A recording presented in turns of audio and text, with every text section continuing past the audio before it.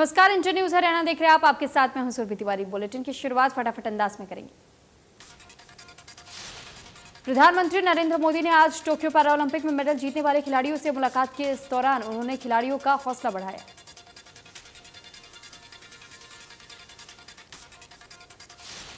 PM Modi ने Paralympic खिलाड़ियों को मेडल जीतने पर बधाई दी। पैरालंपिक के सभी पदक विजेताओं और खिलाड़ियों ने पीएम मोदी से मिलने की खुशी जाहिर की। पीएम मोदी ने कहा कि टोक्यो पैरालंपिक गेम्स में हिस्सा लेने वाले खिलाड़ी भारत के एम्बेसडर हैं। हमें जीतना भी है और हार को हराना भी है। महिला खिलाड़ियों के प्रदर्शन को पीएम मोदी ने खास तौर पर सराहना की है। उन्होंने कहा है कि हमारे देश की बेटियां हर क्षेत्र में बेहतरीन प्रदर्शन कर रही है। बेटियों को अवसर मिलना जरूरी चाहिए। इस मुलाकात के दौरान खिलाड़ी भी पीएम मोदी से मिलने पर बेहद उत्साहित दिखाई दिए। खिलाड़ियों ने पीएम मोदी से पैरालंपिक में अनुभव की साझा किए।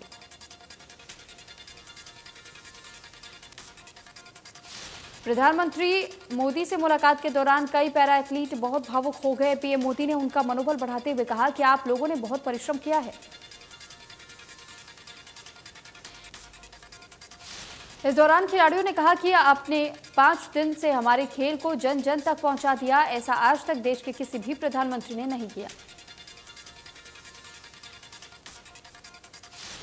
प्रधानमंत्री ने दिव्यांग एथलीटों पर बात करते हुए कहा है, पैरा खिलाड़ियों को कोचिंग करना ज्यादा मुश्किल है क्योंकि वे शारीरिक क्षमता के अलावा मानसिक तौर पर भी आम खिलाड़ियों से अलग हैं।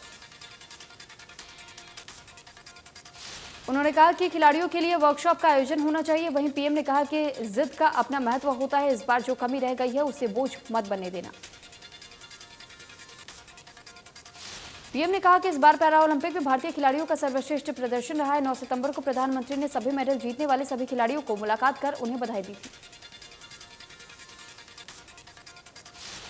भारत मेडल टैली में 24वें स्थान पर रहा और उसके हिस्से में 5 गोल्ड, 8 ब्रॉन्ज और 6 सिल्वर मेडल समेत कुल 19 मेडल जीते।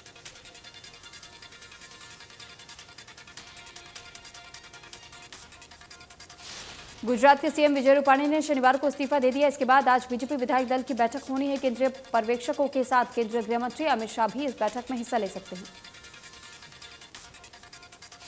गुजरात में अगले सीएम के लिए जिन नामों पर विचार किए जाने पर संभावना जताई जा रही है उनमें लक्षद्वीप और दमन दीव के प्रशासक प्रफुल्ल पटेल, राज्य महासचिव गोवर्धन झड़फिया और केंद्रीय स्वास्थ्य मंत्री मनसुख मांडविया शामिल हैं।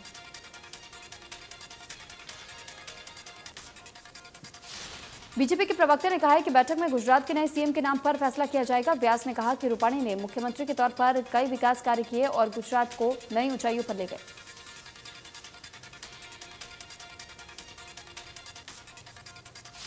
नेशनल टेस्टिंग एजेंसी की ओर से आज नीट की परीक्षा देश भर के विभिन्न शहरों में हो रही है। इस परीक्षा में करीब 13.66 लाख छात्रों ने अपना रजिस्ट्रेशन कराया है। नगर में भी कोविड प्रोटोकॉल के तहत ये परीक्षा कराई जा रही है। वहीं एनटीए के अन्य सुरक्षा जांचों के बीच जैमर, निरीक्षक और सीसीटीवी कैमरे लगाए गए हैं। हरियाणा पब्लिक सर्विस कमीशन और अदर एलाइड सर्विसेज के प्रीलिमिनरी एग्जाम का आयोजन कड़ी सुरक्षा के बीच किया जा रहा है। आज 2 शिफ्टों में हरियाणा पब्लिक सर्विस कमीशन की परीक्षा में कई जिलों में सैकड़ों की संख्या में परीक्षा केंद्र बनाए गए हैं।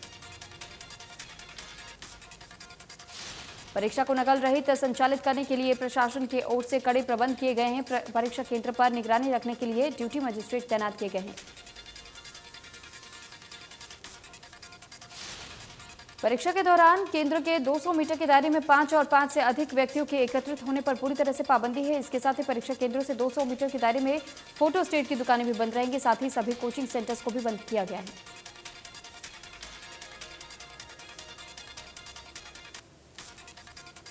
सोनीपत में एचसी की परीक्षा में अनियमितताएं देखने को मिली है। परीक्षार्थियों ने प्रशासन पर आरोप लगाया कि सामान रखने की कोई ठोस व्यवस्था नहीं की गई है। सामान रखने के लिए दोगुना चार्ज लिया जा रहा है। परीक्षार्थियों का कहना है कि दोनों शिफ्ट के लिए अलग अलग चार्ज लिया जा रहा है। दुकानदारों के पास सामान जमा करवाने के लिए मजबूर होना पड़ा।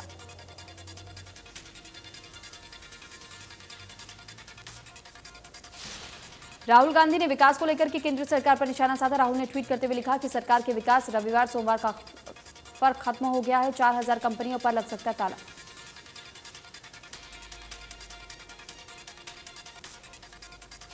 हरियाणा प्रदेश देश का पहला ऐसा राज्य है जो किसानों की 10 फसलों को एमएसपी दरों पर खरीद करता है, जबकि पंजाब राजस्थान केवल 3 फसलों की ही खरीद करते हैं। कैबिनेट मंत्री जेपी दलाल को किसानों ने पगड़ी पहना करके सम्मानित किया। उन्होंने खुले दरबार में किसानों की समस्याओं सुनते हुए कहा कि केंद्र और प्रदेश सरकार किसानों के हितों के लिए अनेक लाभकारी योजनाएं चला रही है। जेपी दलाल ने कहा कि करनाल प्रशासन ने पूरी शालीनता से काम लेते हुए किसानों से बात बना ली है और सरकार ने फिर साबित कर दिया है कि किसान के हमारे अन्नदाता हैं। जेपी दलाल ने कहा है कि कांग्रेस के कुछ लोग हमारे किसानों को बहला फुसला करके आंदोलन को बढ़ावा दे रहे हैं। आंदोलन में कई असामाजिक तत्व आंदोलन को बिगाड़ने की कोशिश कर रहे हैं।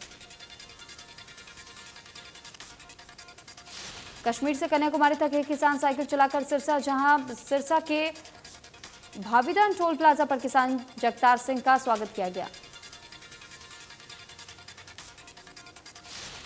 जगतार सिंह अब तक 48 दिनों में देश के 14 राज्यों का भ्रमण कर चुके हैं। जगतार सिंह ने केंद्र सरकार के तीनों कृषि कानूनों को रद्द करने की मांग की है।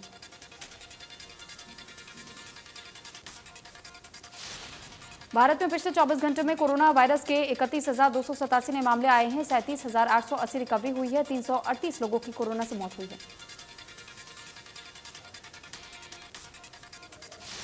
महाराष्ट्र में 24 घंटे में कोरोना के 3,075 नए केस सामने आए हैं। एक दिन में 35 मरीजों ने दम तोड़ दिया है। महाराष्ट्र में अब भी करीब 49,000 केस एक्टिव हैं। केरल में पिछले 24 घंटे में कोरोना के 20,000 से ज्यादा नए केस सामने आए हैं। एक दिन में 181 मरीजों की मौत हुई है। केरल में अब भी 2 लाख से ज्यादा केस एक्टिव हैं। दिल्ली में बीते 24 घंटे में कोरोना के 57 नए केस मिले हैं। एक दिन में 44 मरीज रिकवर हुए हैं। दिल्ली में अब 412 एक्टिव केस हैं। प्रदेश में कम हो रहा है कोरोना। पिछले 24 घंटे में कोरोना के 14 नए केस सामने आए हैं। एक दिन में 40 मरीज की रिकवरी हुई है। प्रदेश में एक्टिव केस 531। भिवाड़ी में 3 दिन का वैक्सीनेशन मेगा ड्राइव शहर की संस्था करेगी। एनएचएम के डायरेक्टर डॉक्टर रणदीप पुनिया की अपील पर संस्था सक्रिय हुई है।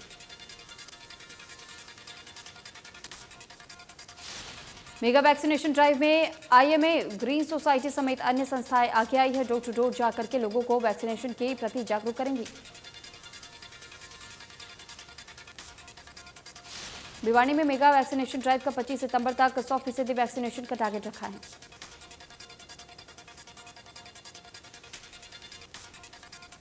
कोरोना के थर्ड वेव आने की आशंका को लेकर के गुरुग्राम के नागरिक अस्पताल में किस तरह की तैयारी की गई है, इसे देखने के लिए जिला उपायुक्त जितेंद्र यादव अस्पताल पहुंचे। उन्होंने नागरिक अस्पताल की पीएमओ से तैयारियों की जानकारी ली है। इस दौरान डीसी जितेंद्र यादव ने अस्पताल परिसर में बन रहे 100 बेड के अस्पताल की भी जायजा लिया है। जिला उपायुक्त जितेंद्र यादव ने अस्पताल के अंदर ऑक्सीजन प्लांट, ओपीडी और मरीजों के बारे में भी जानकारी दी। गुरुग्राम में 13 से 15 सितंबर को कोरोना वैक्सीन का मेगा ड्राइव चलाया जाएगा। सरकार ने 3 दिन में 1,45,000 लोगों को वैक्सीन लगाने का टारगेट दिया है। गुरुग्राम स्वास्थ्य विभाग ने 2 लाख लोगों को वैक्सीन लगाने का लक्ष्य रखा है। लगभग 200 जगहों पर लोगों को वैक्सीन लगाई जाएगी। वैक्सीन की पहली और दूसरी डोज मेगा ड्राइव में लगाई जाएगी। पूरे हरियाणा में 16 लाख लोगों को वैक्सीन लगाने का लक्ष्य रखा गया है।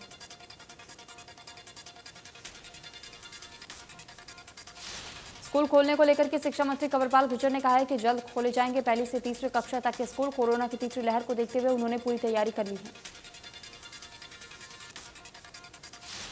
कांग्रेस पर निशाना साधते हुए कृष्णपाल गुर्जर ने कहा है कि पिछले 70 सालों में जो नहीं हुआ वो बीजेपी की सरकार ने 7 साल के अंदर ही करके दिखा दिया। टोक्यो पैरा ओलंपिक में सिल्वर मेडल और ब्रॉन्ज मेडल जीतने वाले सिंहराज अधाना ने इंडिया न्यूज पर बताया कि जिंदगी में बदलाव के वो पल जहां से उन्होंने इतिहास रचकर देश का नाम रोशन कर दिया। उन्होंने कहा कि सरकार का सहयोग उस वक्त होता है जब हम मेडल लाकर के कुछ करके दिखाते हैं। केंद्र सरकार ने खेलो इंडिया एक स्कीम चलाई है। हरियाणा सरकार को भी ऐसी कोई स्कीम चलानी चाहिए।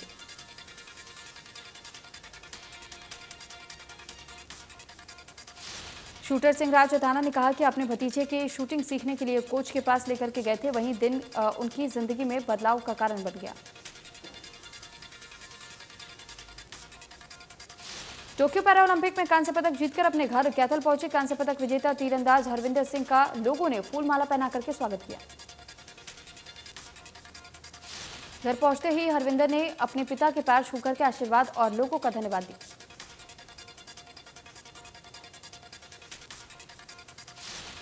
टोक्यो ओलंपिक में गोल्ड मेडल जीतने वाले नीरज चोपड़ा का एक और सपना पूरा हो गया। उन्होंने अपने माता पिता को फ्लाइट में बिठा करके हवाई यात्रा कराई। नीरज ने ट्वीट कर इसकी जानकारी दी। नीरज ने तस्वीरें शेयर भी की हैं जिनमें वो अपने माता पिता के साथ फ्लाइट में बैठकर बेहद खुश दिखाई दी। चंडीगढ़ में स्पोर्ट्स अथॉरिटी ऑफ गुजरात से आए डेलीगेशन से खेल मंत्री संदीप सिंह और निदेशक पंकज नैन ने मुलाकात की। इंडिया के स्पोर्ट्स को बढ़ाने के लिए सभी स्टेट्स को एक दूसरे के साथ हेल्दी कंपटीशन करना होगा। साथ ही उन्होंने कहा कि 19 सितंबर को हरियाणा सरकार पैरालंपिक खिलाड़ियों को सम्मान करेगी। देश के विभिन्न इलाकों में मोबाइल नेटवर्क काम नहीं करते। कई पहाड़ी इलाकों में तो ये समस्या आम है। यमुनानगर के छात्र के आइडिया पर काम किया गया तो ये समस्या हमेशा के लिए समाप्त हो सकती है। इस आइडिया को इंस्पायर अवार्ड मानक स्कीम में देश के टॉप 60 में शामिल किया गया है। इन सभी 60 छात्रों को राष्ट्रपति भवन का मेहमान बनने का मौका मिलेगा। राष्ट्रपति सभी छात्रों को सम्मानित करेंगे।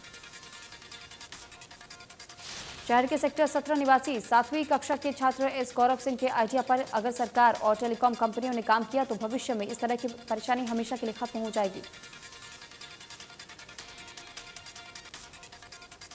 करनाल में सामाजिक संस्था ने स्वस्थ रहे मस्त रहे का संदेश देते हुए शहर में साइकिल यात्रा निकाली। इस दौरान लोगों को प्रदूषण मुक्त भारत बनाने के लिए साइकिलिंग अपनाने का संदेश दिया। शहर की सामाजिक संस्था जेसीआई के ओर से साइकिल रैली का आयोजन किया गया जिसमें हर आयु वर्ग के सैकड़ों लोगों ने हिस्सा लिया।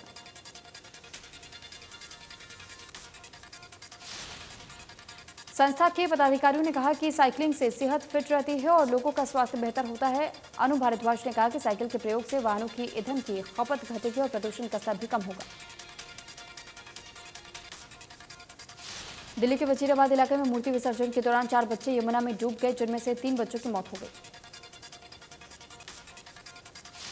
गोताखोरों और बोट क्लब के अधिकारियों ने जब बच्चों को डूबते देखा तो वो तुरंत मौके पर पहुंचे। चारों बच्चों को तुरंत अस्पताल ले जाया गया जहां डॉक्टर ने तीनों बच्चों को मृत घोषित कर दिया।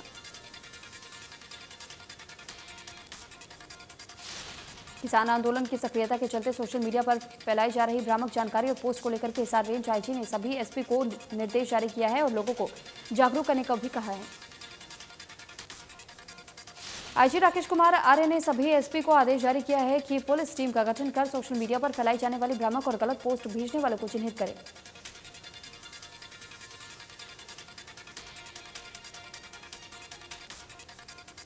कैथल में मिठाई के गोदाम में सीएम फ्लाइंग ने रेड की। राजौरी गार्डन में कुलवीर शर्मा के गोदाम पर छापेमारी की। मिलावट की सूचना पर कार्रवाई की गई। इस दौरान मौके से मिठाई के सैंपल भी लिए गए। चरखी दादरी पुलिस ने अवैध शराब से भरा ट्रक बरामद किया है। देर रात झोझूकला थाना पुलिस गांव आदमपुर महेंद्रगढ़ रोड पर नाका लगा करके आने जाने वाले वाहनों की चेकिंग कर रहे थे। इस दौरान एक तेज गति से ट्रक आता दिखाई दिया तो रुकवाने का इशारा किया। ट्रक रोककर उसकी तलाश ली गई तो 1000 पेटी अंग्रेजी शराब बरामद की गई। 2 आरोपियों को गिरफ्तार भी किया गया। फरीदाबाद के अजरौंद मेट्रो स्टेशन के पास एक संदिग्ध सूटकेस मिला। जानकारी मिलते ही सीआईएसएफ और पुलिस विभाग के अधिकारी मौके पर पहुंचे और बम निरोधक दस्ते ने ब्लास्ट कर सूटकेस को खोल दिया। पुलिस के मुताबिक सूटकेस में कोई भी संदिग्ध सामान नहीं मिला। प्रत्यक्षदर्शी के मुताबिक शाम को उन्होंने अचानक एक सूटकेस को रखा हुआ देखा जिसके बाद पुलिस को सूचना दी गई।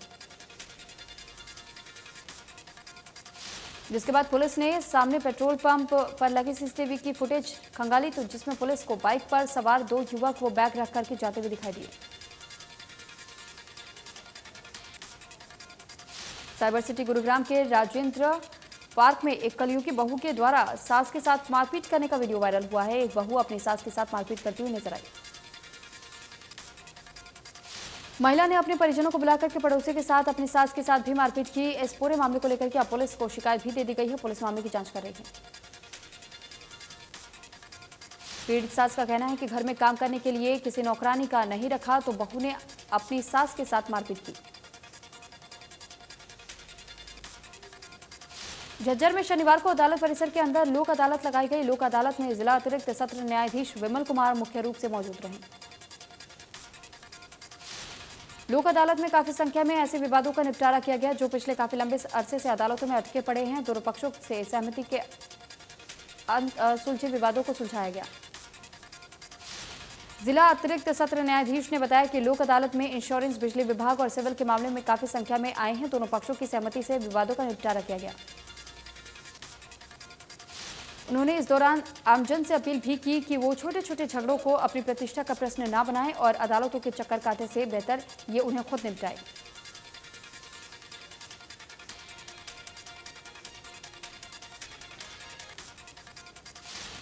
चरखी दादरी के अटेला कला गांव में युवक की लाठी डंडों से पीटकर हत्या कर दी गई। युवक बकरी चराने का काम करता था। चरखी दादरी हॉस्पिटल में भर्ती कराया गया। इलाज के दौरान उसकी मौत हो गई।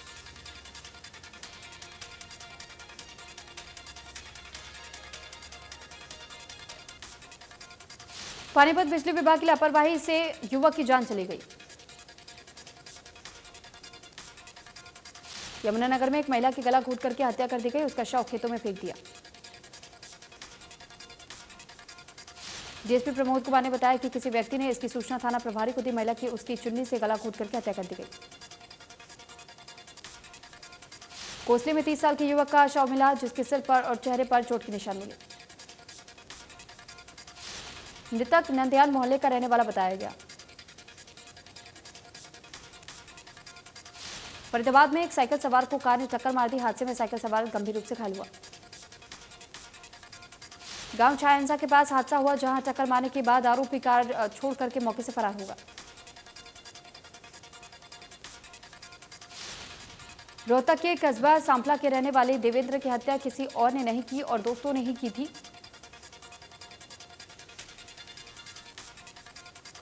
पुलिस ने आरोपियों को अदालत में पेश किया और अदालत ने 2 दिन का पुलिस रिमांड लिया है।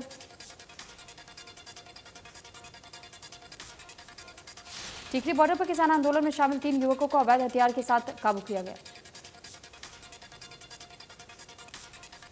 पुलिस ने उनके कब्जे से 3 देसी पिस्तौल भी बरामद किए हैं।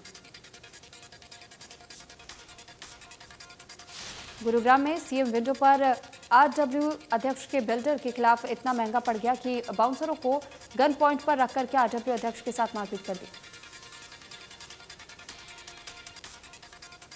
सेक्टर 77 से सेक्टर 95 तक की सोसाइटी में आरडब्ल्यू के अध्यक्ष के साथ बदसलूकी की गई। फतेहाबाद में मनी एक्सचेंजर को बंधक बनाकर के 1.5 लाख रुपए लूटने का मामला सामने आया। 1 सितंबर को आरोपियों ने मनी एक्सचेंजर मुकेश को बंधक बनाकर के 1.5 लाख रुपए लूटे। कुरुक्षेत्र के सरकारी लोकनायक जयप्रकाश नारायण अस्पताल में युवती से बलात्कार की खबर आने से हड़कंप मच गया। गुरुग्राम में लाइसेंसी कॉलोनी में भी अवैध निर्माण पर डिस्ट्रिक्ट एंड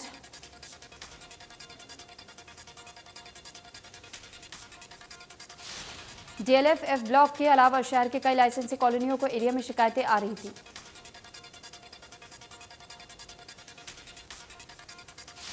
पीएम मोदी ने पूर्व केंद्रीय मंत्री स्वर्गीय रामविलास पासवान को उनकी बरसी पर संदेश लिखकर के याद किया।